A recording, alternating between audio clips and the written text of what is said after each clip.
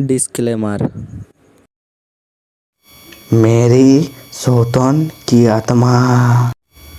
वैसे तो मेरा पति मेरा बहुत ही अच्छा ख्याल रखते हैं, लेकिन उनको गुस्सा आता है तो वह एक अजीब इंसान बन जाते हैं। उनकी आवाज़ भी भारी हो जाती है, लेकिन मुझे ऐसा लगता है कि उनके गुस्से की वजह से उनके अंदर ऐसा बदलाव आ जाता है, लेकिन ऐसा बिल्कुल नहीं था। उनके ऐसा भयानक रूप के पीछे की सच्चाई कुछ और ही थी।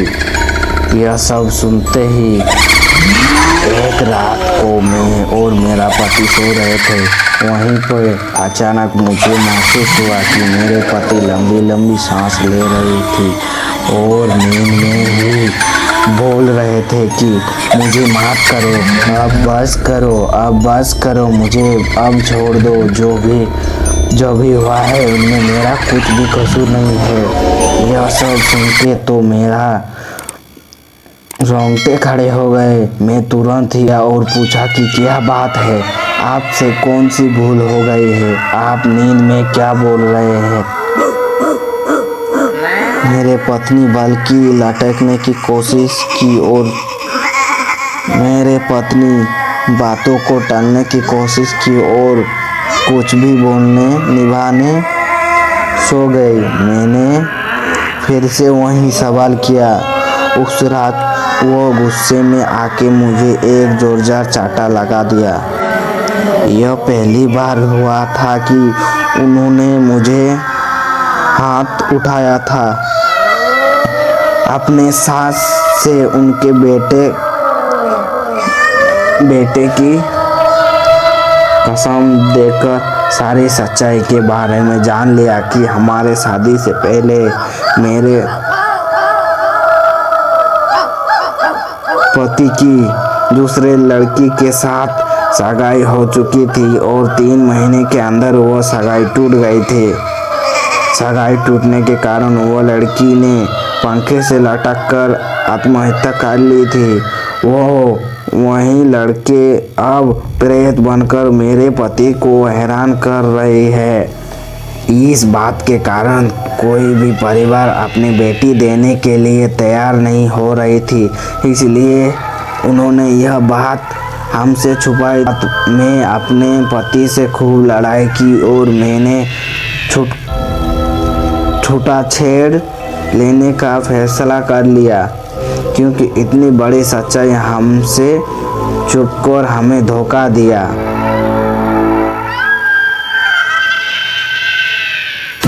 हमसे छुपाकर हमें धोखा। एक रात को करीब रात के 2 बजे मुझे जाकर बोले कि तुम इस कमरे से बाहर निकल जाओ। उस समय उनकी आँख लाल चोर हो गई थी और मेरे सामने इस तरीके से देख रहे थे कि मैं कोई पराई व्यक्ति हूँ।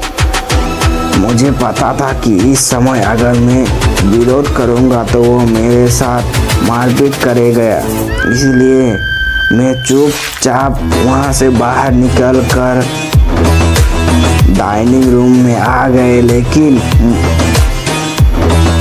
मुझे नींद नहीं आ रही थी, इसलिए मैं यहाँ सोच रही थी कि मेरे आगे की जिंदगी कैसे बीतेगी।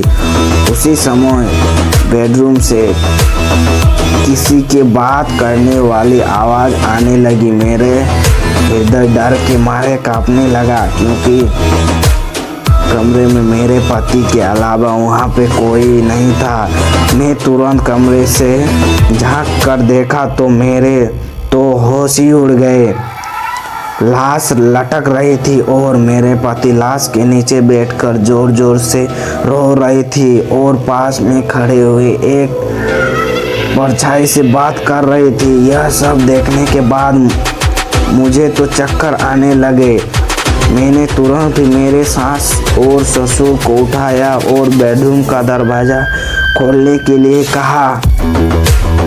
थोड़ी ही देर मेरे पति बेडरूम में से बाहर आ गए और अपनी सारी बातों से फिर गए और उस समय कमरे में कोई नहीं था। मैं दूसरे दिन अपने माता पिता के वहाँ चली गई और सारी सच्चाई बात दी। मेरे पिता मुझे एक साधु के वहाँ ले गए।